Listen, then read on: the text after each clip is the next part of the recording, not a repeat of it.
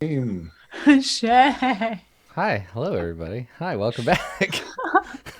Who's being Or just shamed? or Who's just being yelling shamed and shame. for what? Dishonor. I was just talking about how having a high moral religious authority under your thumb and like indebted to you could be Worked really well for really good Cersei. for Lysandra because it worked really well for Cersei. You know, Never backfires at all all. that's all I was saying. Doesn't Yeah. cause a horrific It power didn't, spiral. definitely not. It was No. fine. Everything was The key fine. is to get a red lady on your side, and Yeah. that's always super good. That Yeah. also worked You're out just really saying that well. because Yeah. that's you. Very wholesome. Yeah, basically. Yeah, just It is kind of you, yeah. let's just burn Neculi on the stake. Sure. I mean, listen, I know you want to get out of your mom duties, but that's not the way to do it.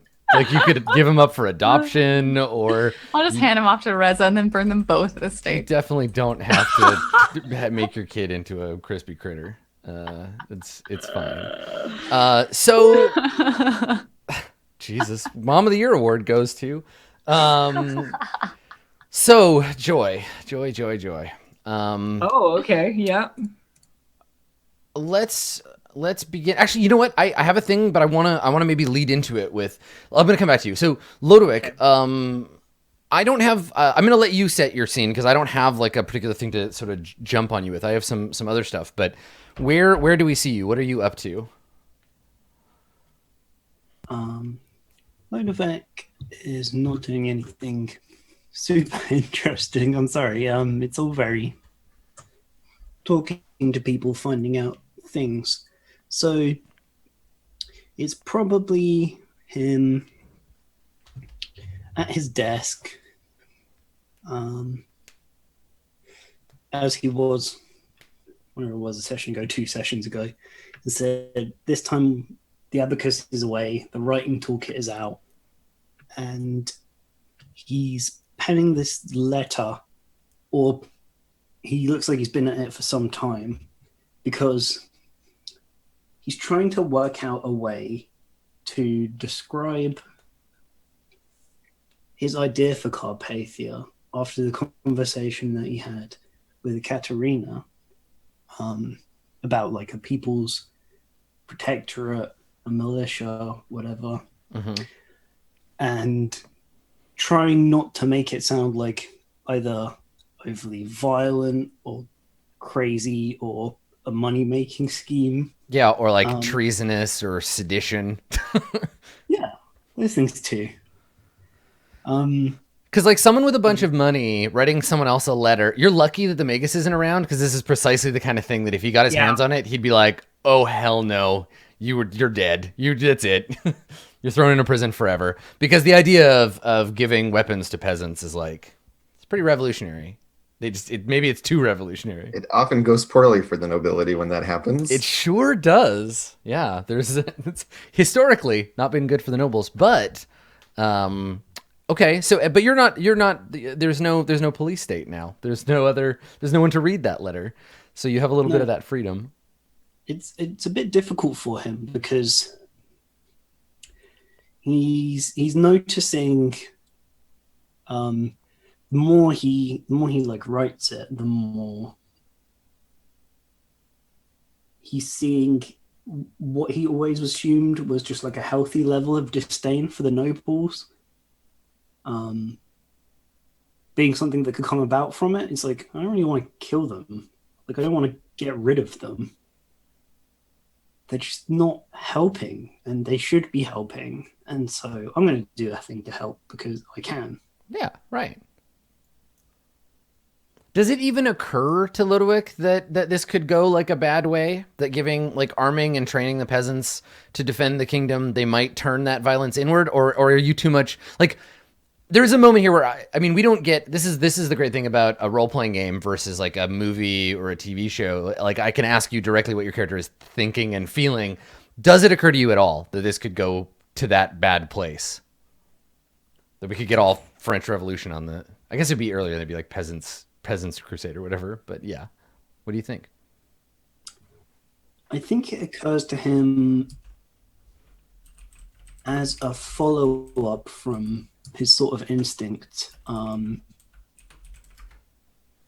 that this will bring about a lot of change, either way. And we've already established in the past he's made money from conflict. Well, so Lodwick, you don't have a very good, or maybe you do, but you don't have a natural or intuitive understanding of like feudalism in the way that the people that live in it would, because in the Lapis Federation you don't have serfs, you have employees. Yeah. Right. So you're generally, I'm going to go out on a limb. I'm going to say generally, like in the Lapis Federation, even though they're probably treated fairly similarly, there is less likelihood of a peasant revolt in the Lapis Federation than say here, we're one to light the fuse for that particular thing.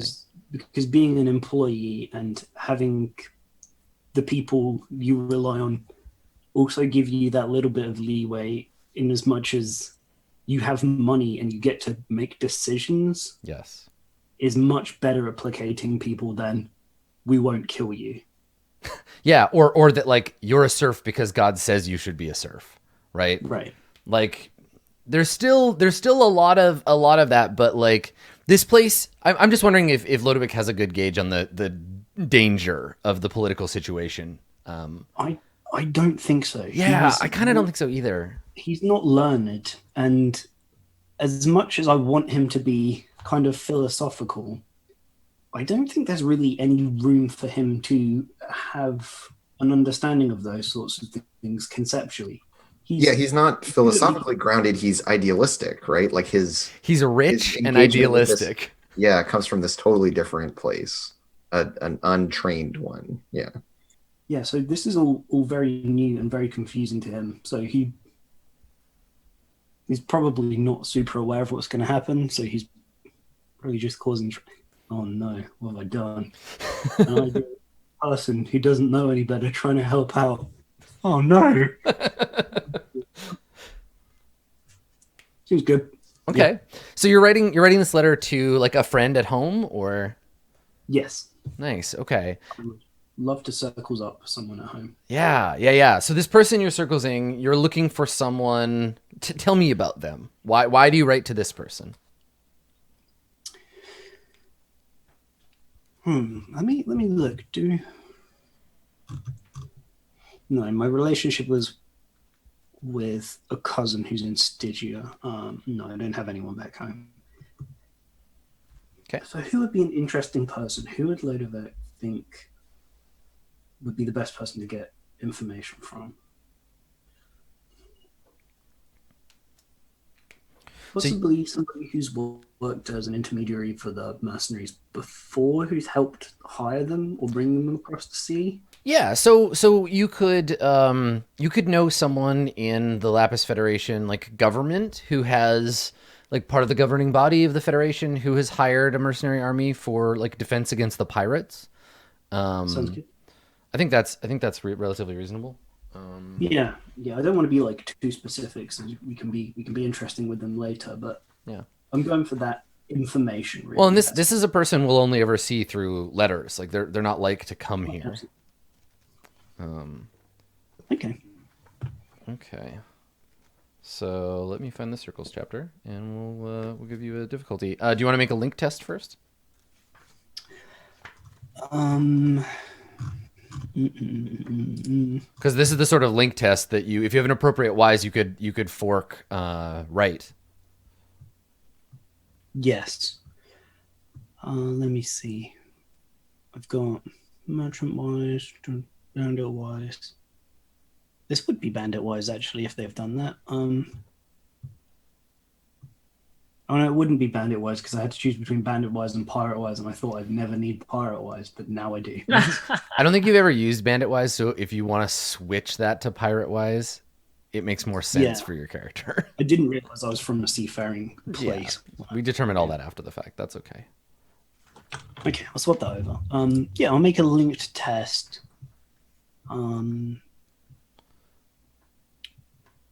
So the appropriate wise here is merchant wise because that's who you're reaching out to. Yes. Okay. So I'll make a merchant wise test. I will fork in right. I will fork in pirate wise. I will fork in persuasion Mhm. because I'm trying to get them to do something for me. Mhm. And I think either bureaucracy or administration if they're Yeah, bureaucracy is fine if this is like an official request. Same with administration, if it's not just like a personal favor. pirate wise as well because that's what they do. I think you got pirate wise in there twice. Do I have it in twice? Okay, 4 then. Okay. So it's ob 2. Okay. Oh, level up a wise. That's the first. Have something above 2.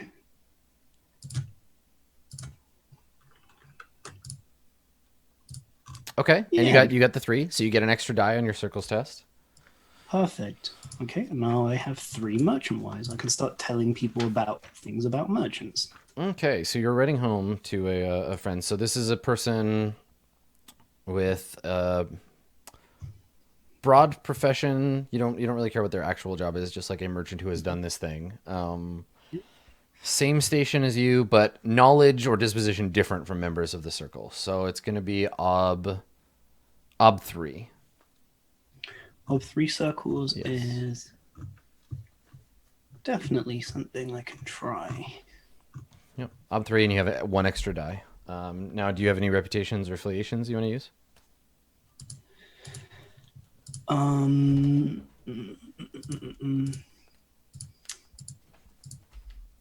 I'll use my. I don't think my reputation extends back home because I've made most of my money since I've been here. Yep. Yeah, I think that's But fair. I think my affiliation with the Seed of Silver is at least going to get me.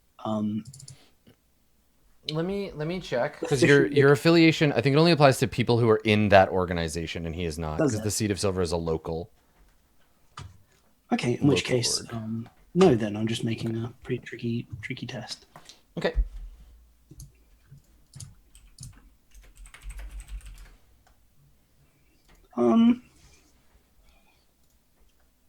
I'd like to spend a persona on this. I think. Okay. Sure.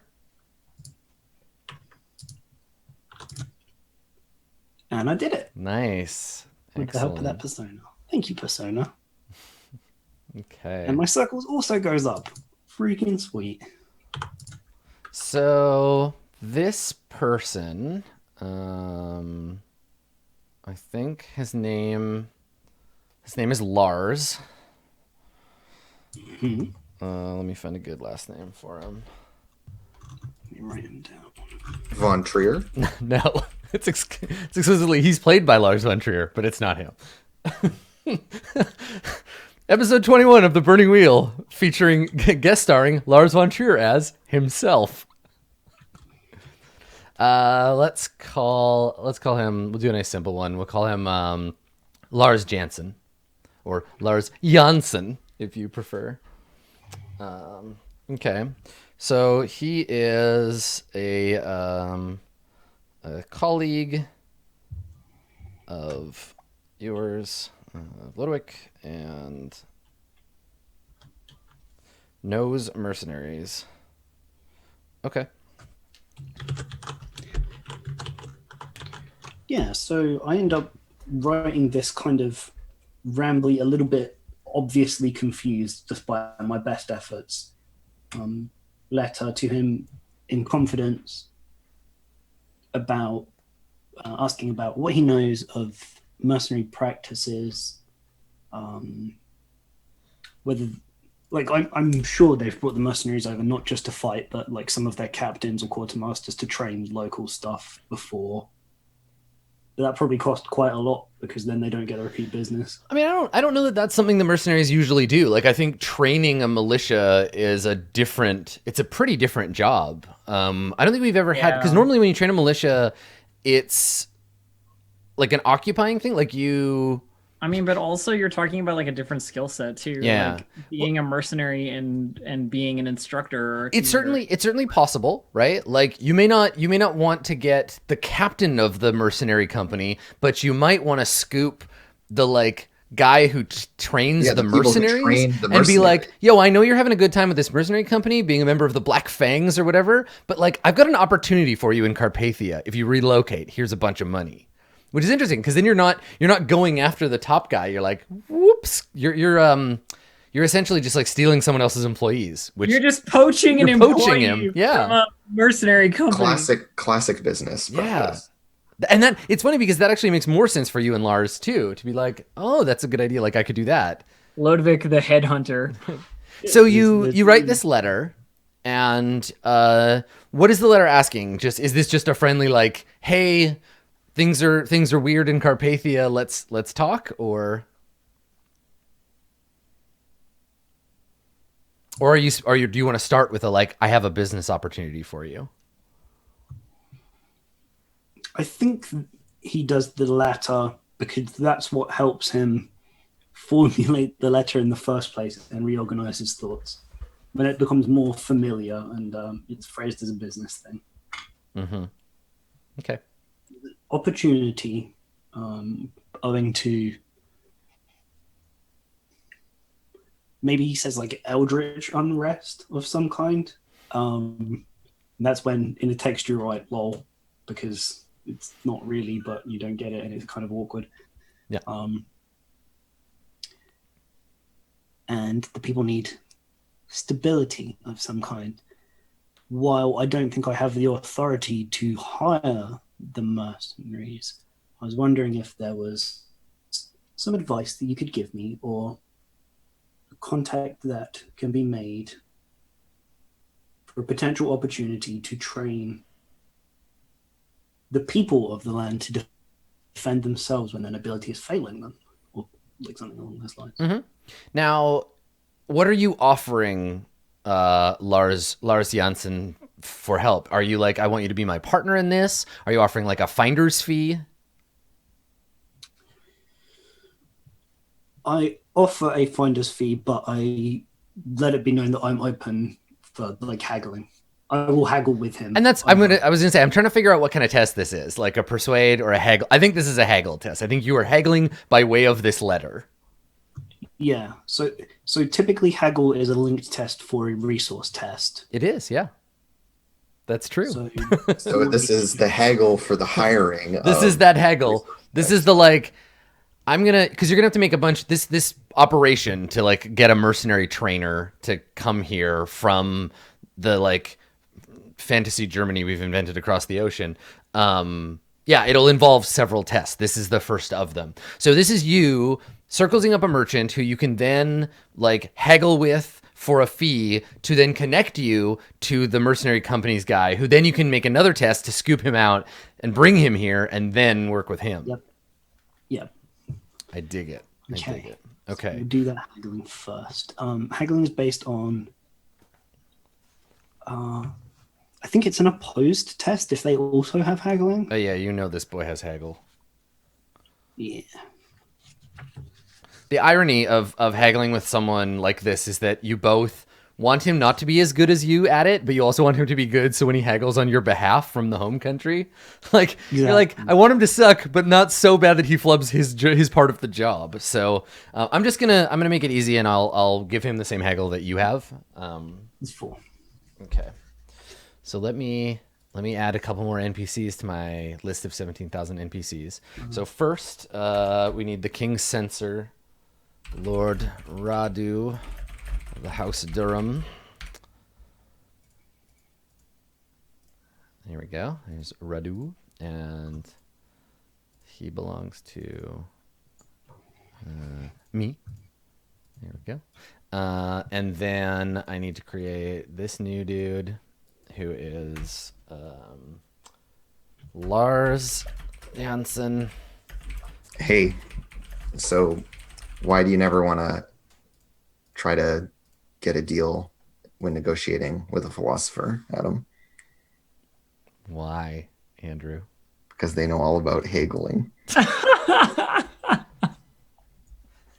Can we just cut it out, please? Ooh. I know. I'm sorry. Wow. I can't help myself. I know that I'm just putting black marks on my record, but listen, you come with the king, you best come correct, son. Adam, your philosophy pun game is really not Nietzsche. Fuck. Whatever. Shut up. Oh my God. It's try. good. Thank you for that back and forth. That was lovely. All right, let me give Lars some is it haggling is the skill? Yes. Oh boy. The suggested forks for haggling are persuade and soothing platitudes, but I'm going to put in a bunch of wises as well. Okay. So let me roll first. Let me roll to set it up, and that'll set your ob. Sounds He's good. a merchant. He's probably got a bunch of forks too, knowing the way I build characters. Right. Let's make the roll. Oh, he's a good haggler. What the fuck is that? Boom! Nuclear haggling. That's 2 6s as well. If you want to make this completely impossible for me. No, it's good. It's fine. All right, we'll do 4. Let's say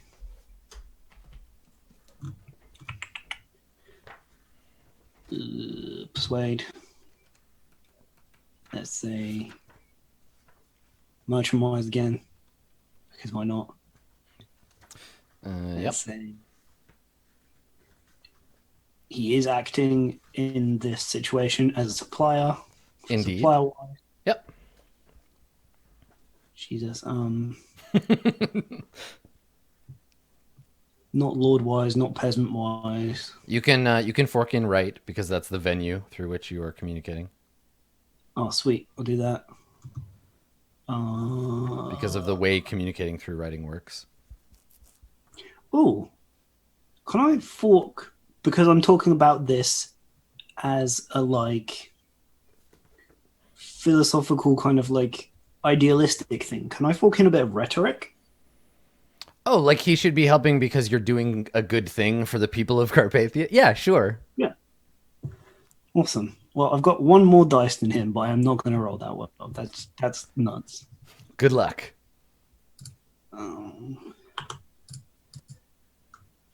Face obstacle 6. You got 4. You got 1 6. You want to spend a fate? Yeah, why not? D6. Margaret. 4. Oh, I only got 1. Okay. I didn't quite succeed. Cool. All right. So that means that it brings the obstacle up by 1 for the resource test, I think. No, it doesn't look like it. I just don't succeed at bringing it down. Also, Dave, do you have a call-on that can let you reroll traders for haggling? No, I don't have it for haggling. I have it for the resource test specifically. Oh, it's for the resource test specifically. Yeah, all my things are for the next roll, which is I'm trying to make the next roll easier, but I'm probably going to succeed at the next roll anyway. So this test is for securing his services as a go-between to undergo like a pretty difficult. He's a busy man, and it's a pretty difficult thing that you're asking him to help you do. Sure. So I'm gonna say, let me look at the like wages or whatever one. Oh, this is totally him being like, "Oh, there are going to be lots of travel expenses. I'll forward them on to you." Exactly. It's It's not. like, why do you stay at a 5-star hotel? What the fuck? Private jets? Come on. Yeah, it's not him. It's not him. Yeah, it's not just him being like, you have to pay me this. It's like, you got to give me. I'm gonna need. He's gonna have to travel, right? He has to go to this place, so he needs to like get like a cabin on a boat, and like there's a long trip, and he's gonna need to pay his servants for that trip and take care of his business while he's away. I mean, you need at least 3 boats because if one sinks, you want a backup boat as well. right. Like, So I am gonna set it. I'm gonna go with my get here. I'm gonna set it at 5. I'm gonna set it at 5 for this one. Okie dokie. I will make the test. I will use the 2D of cash dice that I still have, 2D of fun dice. So you're just sending him money? I Yeah, think you it's can use. like- I think you can use the fund, but like I don't know that cash Cash. like works that way. Like it's more for buying physical stuff. This doesn't seem like the thing that you would just like put a bunch of gold in a box and send it to him. Like that seems sort of like gauche. But you can, I guess, if you want to. Yeah, we'll leave it at 10 dice against 5. Okay. So this is your resources, and then you have a fund you're using. Yep. I have two dice funds. I think you wanted can to only make- use one fund per resource roll. Yes. So I just mean. Oh, you're just I like need getting us caught up. 2 funds. And then I have the extra 1 from being affinity for business. So five resources, and then 6 for affinity, and then 8 for one of your funds, right? I don't have 5 resources. I have 7. Oh, you have 7. Okay, perfect. You underestimate me, Adam. Yeah. I have 7. I thought I heard you say 5. Yeah. Okay. All right. Good luck. Yeah, Yeah. there you go. All right, cool. That was a good roll. Oh. It was. I can't believe like 5. Ob 5 is still routine. It's nuts to me. Gotta spend money to make money. You gotta buy big, expensive shit. Wait until you have to hire a mercenary guy. Okay. So you make that deal. Now it'll take some time because obviously like the letter's got to get there, and then he's got to send one back, and the two of you haggle a little bit. So this will play out over some time, but he will agree. According to this resource test, he will agree to go to whatever we end up calling the place where the mercenaries are from, and find you a suitable candidate. Yeah. He'll make a circles test on your behalf. Awesome. Go to Mercenaria. Find a mercenary. All right, so as you are putting your seal on this letter, as you're like stamping the letter, you hear on the like open door frame of your office. Mm-hmm. And you look up, and you I don't think you've ever seen this person before in person. You've heard him talked about. He looks familiar because he looks so much like his sister. You see a man dressed in like leather riding boots with a sword on his hip, dressed in saffron. And he's leaned against the door frame, and he's just like knocked on the frame, and you look up at him. Yeah, I've met him. I've met him once before. I bumped into him during the night while I was walking around Alessandra's estate. So I do recognize him. Okay. So Soren like knocks, and you look up. Yep. Oh, and remembering how he preferred to be addressed to say, "My Lord Captain, to what do I owe the pleasure of your visit?" And he And gets up off the desk since he's finished anyway. he grins and says, I think he like does a bow, and he says, "My reputation precedes me, and here I was ready to introduce myself." And he puts out a hand. Does he not remember that they've met already? Either that or he's being rude. Wow. And he puts his hand out, and he says, Yeah, "I'm sorry, no. my sister sent me. I've completely forgotten your name." Oh, that's no problem. I'm a simple merchant. My name is Lodovec Axtell, and I give him my hand. Yeah, he shakes your hand, and he says, Of course. I'm sorry. I've been so busy of late. I must have forgotten." And he looks past you, and he says, "Hard at work, are we?" Yes. I think that counted as work. That's to an old acquaintance. Though promises of gold. Old acquaintances are often the hardest work. God knows. He like rolls his eyes. But thankfully, I'm not here to make you do any more work. I have something else I need you for, Mr. Axter. Well, I'm all ears. Please. He says, I offer him a seat somewhere in my office if he wants to. yeah, you gesture to the seat, and he says, "Oh no, I'm here to take you away. And he looks sort of like faux, theatrically conspiratorially around. He looks around and says, "You You've heard of the Black Veil?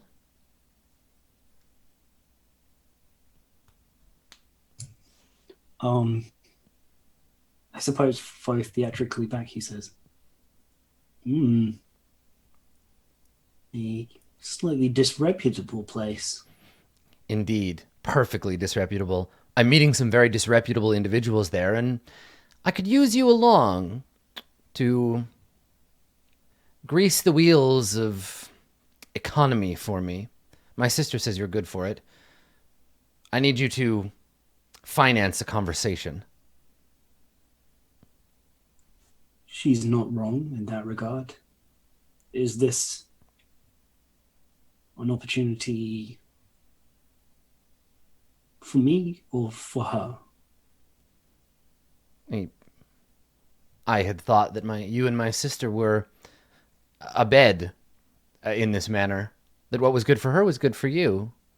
It concerns our mutual endeavor. Oh, yes.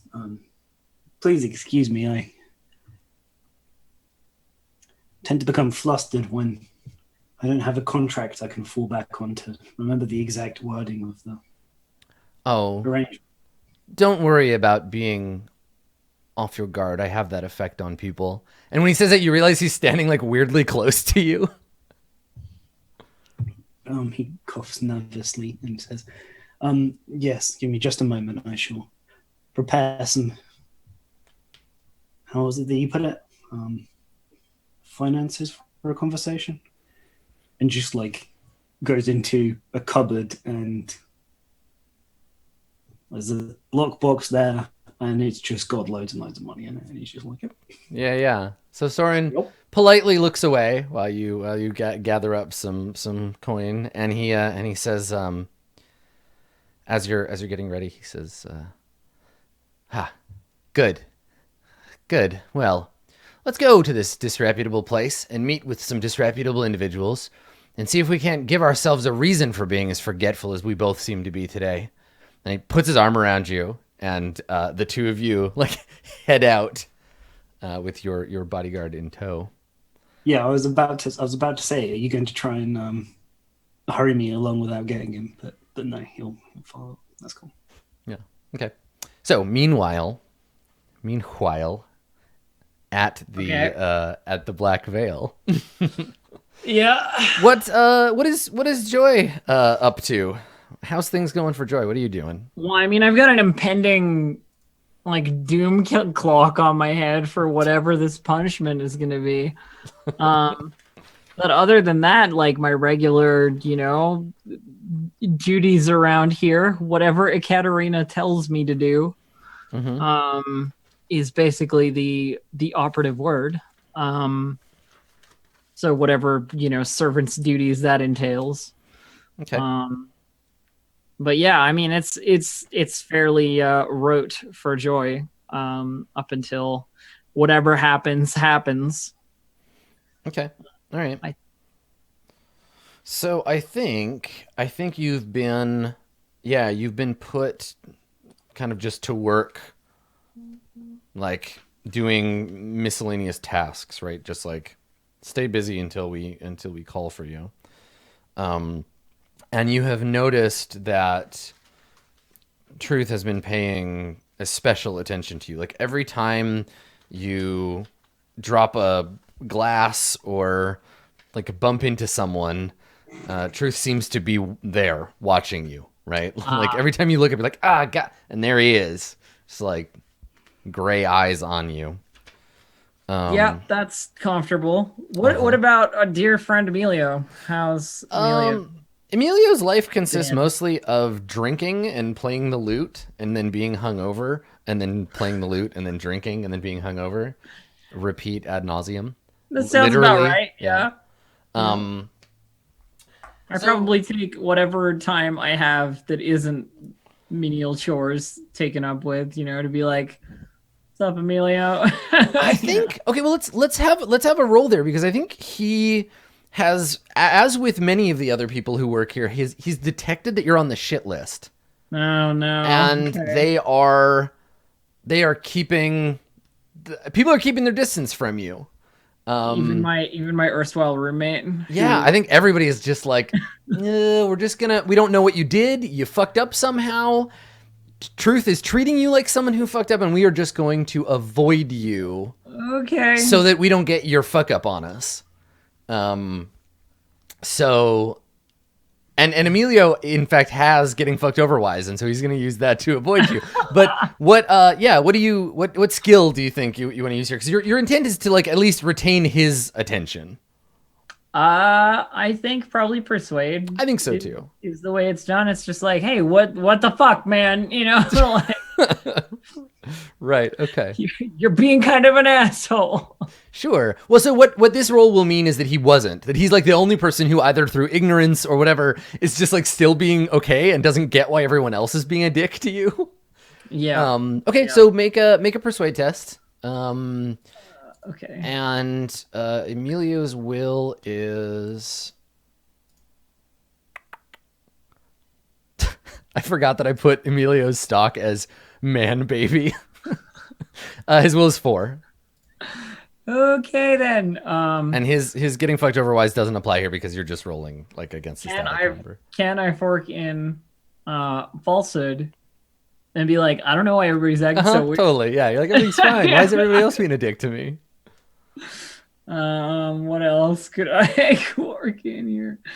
I think that's it. I mean, I could try and make a case for ugly truth, but ugly truth and falsehood in the same place is always really weird. I mean, in this case, like, what would the ugly truth be? I mean, the ugly truth would be like, I don't know what's going on, but you could have gotten shit and you didn't, so I don't know why I'm in shit. You know what I mean? Like this kind of stuff. Right, like that he's like already But, like, part of your like shitty fate. Yeah, but like whatever's going on with me is also going on with you, so you best care. Yeah, like, right. Basically. Okay, yeah, I think that's fair. Okay. All right. So you said 4. Yes, yeah, 4. Off This we is go. Oh no. I fail catastrophically. So I think this is in the early parts as everybody is like kind of getting ready for business this evening, and he's sitting at the bar like tuning his lute and like kind of making up a new song, and you come over and he's just like, I have to go and do this elsewhere. Like he finds a reason to slip away. Really? Yeah, and yeah. And you're just like sitting at the bar by yourself. I wanna like yell across the room, basically being like, "We killed someone together," but that would be really bad, and that's like a horrible idea. So I'm not gonna do that. Yeah, I'm just gonna quietly fume. He walks across the room and strikes up a conversation with your roommate, and just starts like talking to her, and she's like looking at you like, ew. So, yeah, I think that tonight you are maybe one of the previous like serving girls has disappeared, and not in a like she probably got murdered way, but in a like I can't handle this shit anymore. I'm going back to whatever country I came from like way. So she just left, and so you're filling in for her. So your job tonight is to serve drinks. That's very much the kind of thing that I do around here. Mm-hmm. Yeah. So you're gonna serve drinks and probably, you know, additionally like listen for interesting tidbits of conversation. Which is the other thing I do around here. Mm-hmm. Mm-hmm. Yep. So yeah. So a few hours later, we're kind of in full swing. There are crowds of people. Emilio is playing his lute. People are drinking and talking, and this is the part of the night where the Black Veil is more or less just like a tavern. The really salacious shit doesn't start until later. Until way later. Yeah, this is the party. The after party is the other stuff. And the door opens, and you see come inside a trio of familiar-looking individuals. You see a young man armed, decloak. And that makes him sound like a spaceship. He comes in. He comes in and he turns off his cloaking device, which in this case is a cloak, and he hangs it on the peg, and, like rubs his hands together, takes his gloves off, tucks them into his belt, looks around, and then turns, and then you see a second familiar man in the form of Lodewijk Axter enter. Um, and the bodyguard takes Lodewijk's cloak, does the same, hangs it up for him, and then in behind him, you see Soren Volpe enter the room, and Soren comes in and immediately does that thing that Soren and people like Soren does. He's pointing and waving to people, acknowledging people's acknowledgement of him. And a servant girl comes over and takes his cloak, and he smiles at her. And Lodewijk, you hear him address her by name, and she blushes and takes his cloak, and and then the door shuts. The cold breeze is locked outside, and Soren, Lodewijk, and the young man are being led to a table by the serving girl. Right. Well, this seems like an opportunity for me to maybe, get back in some good grace here, because we have the person I failed to follow last time back in the establishment. So the first thing I'm going to do is look for truth, immediately. Okay. So you want truth to be immediately present now? I mean, yeah, that's the idea. Roll that circles roll. Circles roll. Yeah. Sure. Because I think in this case, the circles roll isn't you want to interact with him, but you want him to be present, and he might not be. So I think there's reason to roll. But I think it's an ob1 circles test. Because I was gonna say narratively, you basically said he's breathing down my neck. So. Exactly. So the only complication here is that if he's not here, then okay, you'll have to make some effort to find him. But yeah, let's make the roll that one circles roll. Sure. Boom. Nice. Okay. Yes. So truth is nearby. Lovely. So I'm gonna go to truth and. Okay. So he's speaking with a group of, probably merchants that are suppliers to the Black Veil. Sure. Yeah. I've seen them a whole bunch of times. Basically. One of whom is at least part Stygian. He has the kind of the pale Slavic tone of the people here, but his eyes are a weird yellow that there's no way any Carpathian would ever have genetically. Yeah, it's not a natural Carpathian color. Yeah. And so this part Carpathian, part Stygian merchant is talking to truth in Stygian. So they're speaking something that sounds like Coptic when you approach. And I try and catch truth's eye to the side of this conversation. I don't want to barge in and be like, "Hey, bitch," you know what I mean? Good call. I want to make sure that we're good. So I can be a little patient. They've sat down. It's fine. They're doing whatever they're doing, and I'll get to it in a second. But I need to talk to truth first. Sort of thing. Okay, make a conspicuous test. Sure thing. Ob.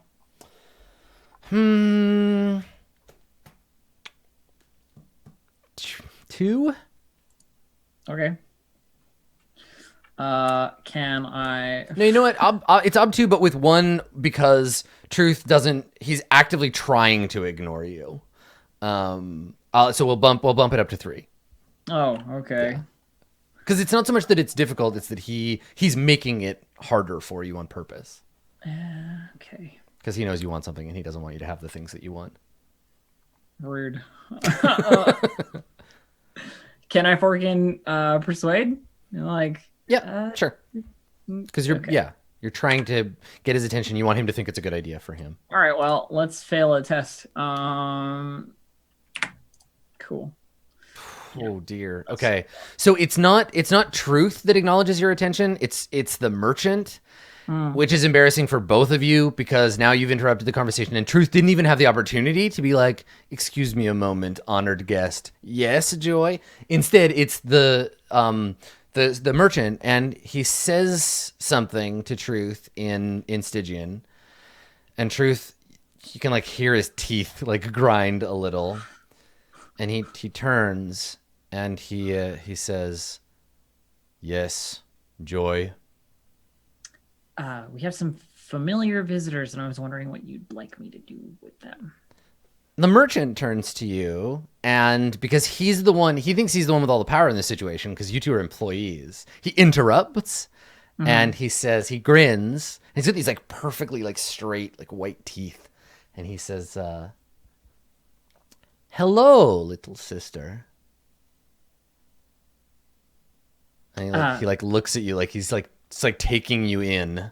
Joy isn't sure exactly how to reply to that, and says, and just says in reply in the same way that he did, basically like, "And you, big brother." He says something to you in Stygian. And now the way the conversation has turned so that Truth is Truth is all tall and shit, right? So Truth is behind, looming like the fucking Grim Reaper behind the merchant, and now you're face to face with the merchant, so Truth can see your face too. Okay. And Truth is just looking at you like, "Don't fuck this up." Yep. So the merchant says something to you in Stygian. And I say, "My apologies, but I'm not fluent, taken from my home very young." He says to Truth, again interrupting you. This guy cuts off the end of every sentence that you try to get out, like only the last word or so, but he's definitely doing it on purpose. So he says at the end of that sentence, he says to Truth in Carpathian, he says, "Truth, you didn't tell me you had a little lost lamb here." Lost is for sure, but we all find our way eventually. Is there something I can do for you, sir? He kind of leans back, like taking you in. Perhaps there is. The Black Veil hasn't had a Stygian girl in some time. Oh, well, here I am. Yes, here you are.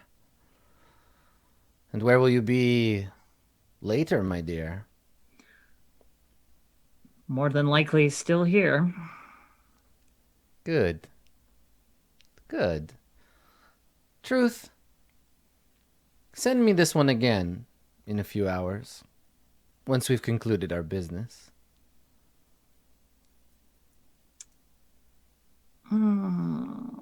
Okay. I think this is the point where I don't want to fuck this up. It's not the time to fuck it up. So my response is just a inclining of the head, like I'll see you later.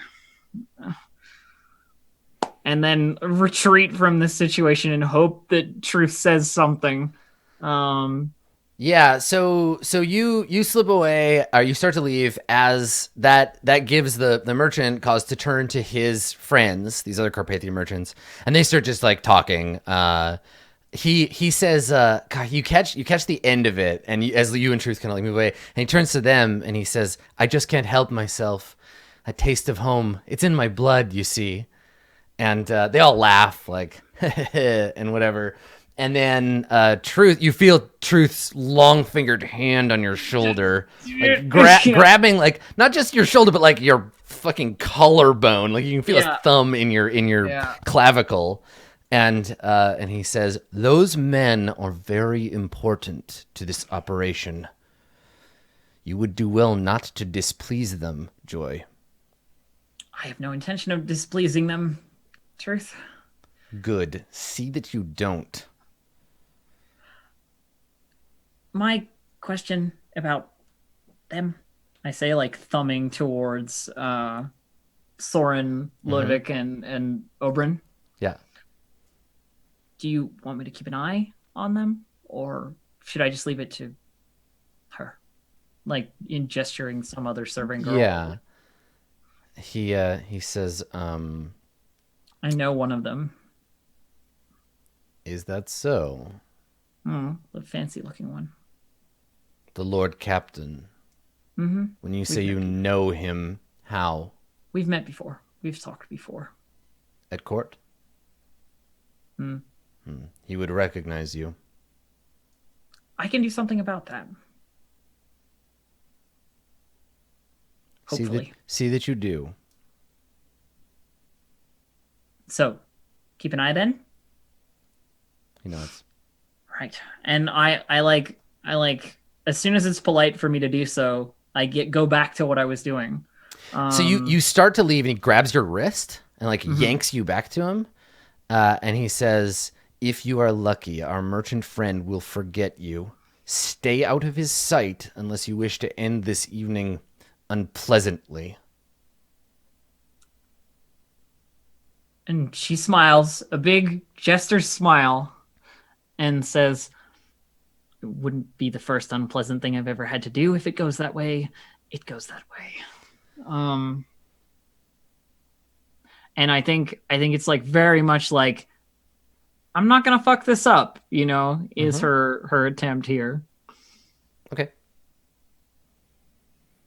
All right. And then I leave Truth's presence once he lets go of my wrist. Yeah. Yeah, he does.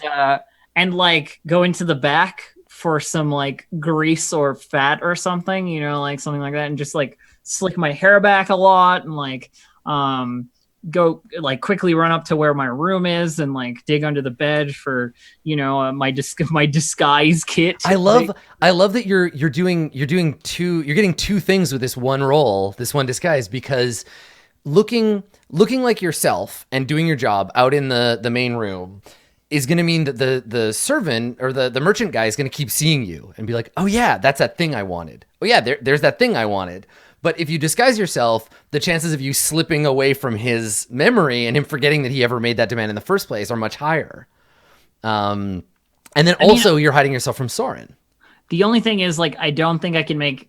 like, Joy does not have the proficiency to not look like a Stygian. Sure. Yeah.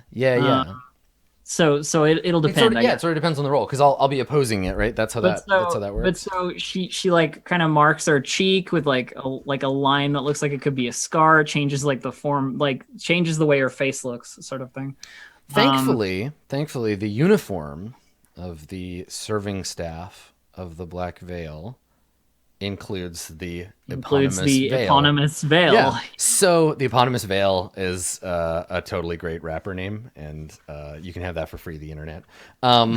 So you're gonna disguise yourself, because I think part of the like the evenings thing, the thing that maybe like signals the like we're getting like weird in here, is that they kind of lock the door to any further guests, and then the staff unveil, right? Like, and that's when it's like, now it's time for the fun shit. So yeah, let's have you make that disguise roll. Okie doke. What's my ob here, Adam? Like, what's the situation for disguise? I'm not actually sure. So the art of changing one's face or appearance to look like another person or ethnicity. So disguise gender is ob 1. Disguise social class is another. Disguise stock is a third. I mean, I want to look like another person, not somebody different, really. Yeah. But someone of the same stock and social class. I mean, arguably same stock.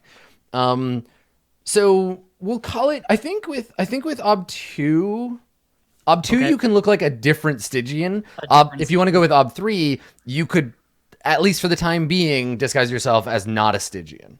I think I have to go with ob 2 because I only have 2 in disguise. I wanted to give you in this case. I wanted to give the opportunity, and you will get the +1 for the veil. Okay, so let's do it. Modifiers +1. I don't think I have anything. You want to do 2 or 3? 2. 2. Okay. Right. You've got a persona, and you got to save me from the creepy merchant guy. Exactly. Right. So if you get, Soren will think you're another Stygian, but the creepy merchant guy, he's focused on that, and he knows there's only one Stygian employee. So that would be it. So you got 2 dice. Truth. You have 2 dice. You have an advantage die from the veil.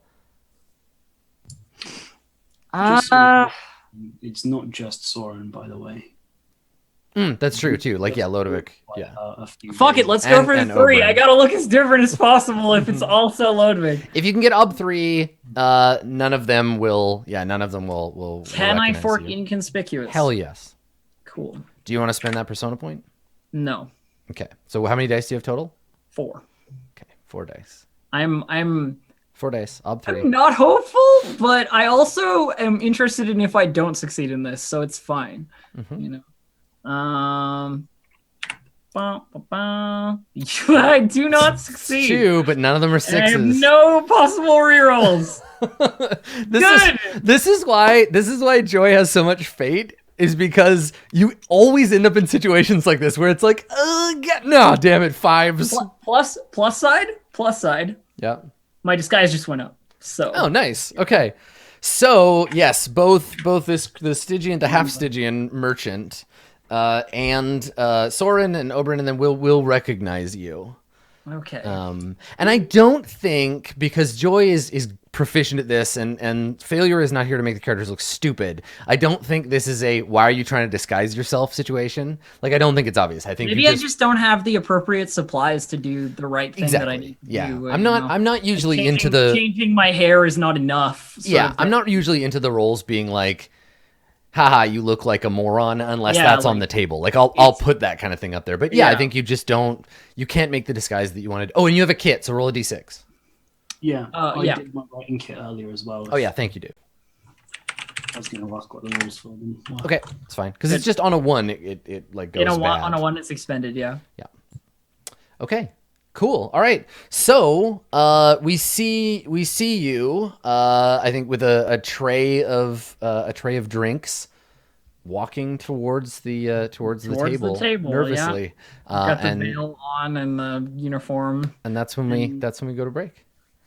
So Jesus, that hour just flew by. Stick around, everybody. When we get back, we'll jump back over to Agatha and Alessandra, and we will have a mysterious meeting. Don't go anywhere. We'll be right back.